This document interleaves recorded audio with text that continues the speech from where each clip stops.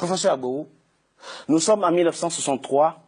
Le président Sylvanus Olympio décide de rompre les accords monétaires avec la France et frapper une monnaie nationale. Il sera assassiné 3 jours plus tard. Thomas Sankara voulait ce qu'il appelle pour son pays une autonomie économique. Il sera assassiné lui aussi. Laurent Gbagbo ne cachait pas sa frustration par rapport au franc CFA. La suite, on la connaît, il sera cueilli à froid dans son bunker présidentiel par l'armée française. C'est quoi? Qu'est-ce qui se passe derrière? Qui se dresse contre le franc CFA trouvera malheur en chemin? Bien, c'est ça la souveraineté. Ça veut dire, fondamentalement, la France n'a jamais donné l'indépendance, n'a jamais donné une véritable souveraineté aux pays africains. C'est ça. Parce que l'indépendance politique ne peut être affermie que par l'indépendance économique. Or, au cœur de l'économie se trouve la souveraineté monétaire.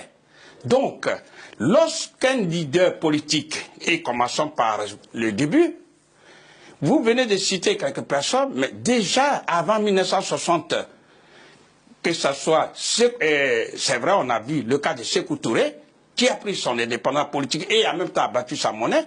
Général de Gaulle lui a créé tous les problèmes, nous le savons. Mais après lui, il y a eu Djibo Bakary du Niger, qui a été chassé par les Français pour mettre Amani Diori. Ensuite, nous avons eu Modibo Keïta du Mali, en 62. En 62, pardon, excusez-moi.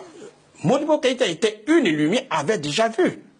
Mais toutes les tractations, tout a été fait pour pouvoir finalement créer une inflation galopante. En un mot, Modibo Keïta est mort en prison, empoisonné.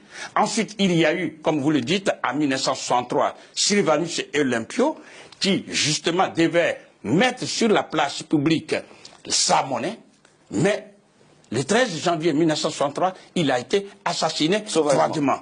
Ensuite, il y a eu ce qu'on pourrait appeler François Nguetta Tombalbaye du Tchad, qui a été aussi bombardé par les Français le 13 avril 1975. Le Libyen Kadhafi, qui justement voulait mettre la monnaie africaine en marche et a dégagé tous les moyens.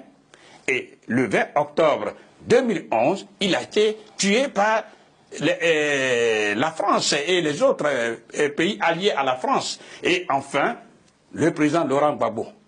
Et j'aimerais, c'est là surtout il faut tirer les leçons. Lorsque la France a compris que le président Gbagbo n'avait plus d'autre choix que de battre sa monnaie, eh bien, la France a donné l'ordre et toutes les banques en Côte d'Ivoire ont été fermées immédiatement, sans sommation. Et les réserves de votre pays, la Côte d'Ivoire, ont été bloquées. Non seulement ça, mais ce que je voudrais qu'on comprenne, parce que beaucoup n'ont pas encore compris, hélas. Lorsqu'on ferme une banque, toutes les banques, le chef d'entreprise ne peut pas aller retirer de l'argent. Donc, il ne peut pas faire marcher son entreprise. Il ne peut pas payer non plus les salaires. Ça, c'est un. Lorsqu'on ferme toutes les banques, le ménage ne peut pas aller retirer de l'argent. Donc, on ne peut pas nourrir la famille. On ne peut même pas se soigner. Du coup, on organise ce qu'on appelle un blocus.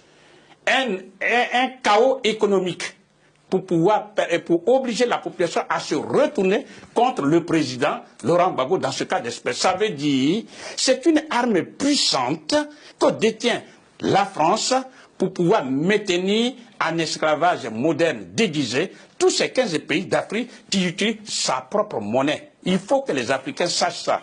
Le franc des colonies françaises d'Afrique, en abrégé le franc CFA, est une propriété à part entière de la France et le franc CFA se fabrique non pas sur le territoire africain, mais en France, précisément à Chamalières. À partir de là, elle met au pas les dirigeants africains. C'est ça que les Africains doivent comprendre. Ça veut dire qu'il n'y a pas d'autre solution.